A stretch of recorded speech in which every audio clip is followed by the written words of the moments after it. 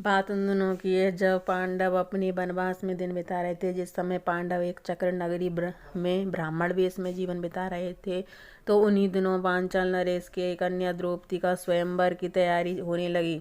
एक चक्र नगरी के ब्राह्मणों के झुंड पांचाल नगरी के लिए रवाना होने लगे, तो ब्राह्मण वेशधारी पांडव भी उनके साथ हो लिए। ब्राह्मण वेश होने के कारण किसी ने उन्हें पहचाना नहीं। जब वो पांचाल नगरी पहुंचे तो उन्होंने देखा कि स्वयंवर में बहुत बड़े बड़े राजा बैठे हैं, 100 पुत्र धृतराष्ट्र के बैठे हैं और एक मछली ऊपर टंगी हुई है, नीचे धनुष रखा हुआ है।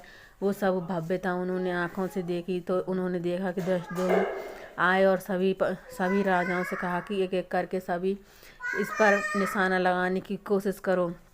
तो धीरे धीरे करके सभी राजा एक एक करके उन पे मछली की आंख पे निशाना लगाने लगे, लेकिन सभी लोग परेशान हो गए कि किसी पर भी धनुष नहीं उठा। तो अचानक कर्ण उठे। कर्ण की वीरता को देख के सभी खुश हो गए। उन्होंने उस धनुष को उठा लिया, लेकिन उठाकर जैसे वो प्रत्यंचा चढ़ाने लगे, धनुष छूटकर उनके हाथ से गिर गया और उनके मुख पर चोट आ गई। तो वो बैठ गए।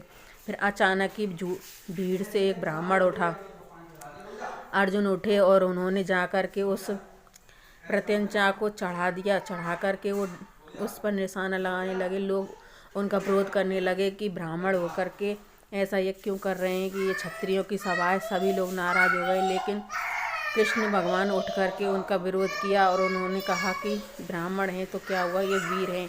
तो उन्होंने उस मछली की आंख पर निशाना लगा करके उसको भेद दिया। 5 निशाने उन्होंने उस मछली की आंख पे लगाए और स्वयंवर जीत लिया।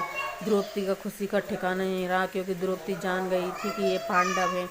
तो उन्होंने अर्जुन से विवाह ही करने की उनकी मन की इच्छा थी और अर्जुन ही से उनका विवाह हो गया। और वो द्रौपदी को लेकर कुंती के साथ वापस आ गए। जब सभी को पता चल गया कि पांडव यहाँ हैं, तो धृतराष्ट्र ने भी उन्होंने अपने राज्य आने के लिए निमंत्रण दे दिया और वो सभी द्रौपदी को लेकर के और अपने राज्य लौट आए। वहाँ पर वो कुंती के साथ रहने लगे, लेकिन वहाँ पर भी धृतराष्ट्र के पुत्रों ने उनके साथ षड्यंत्र रचे।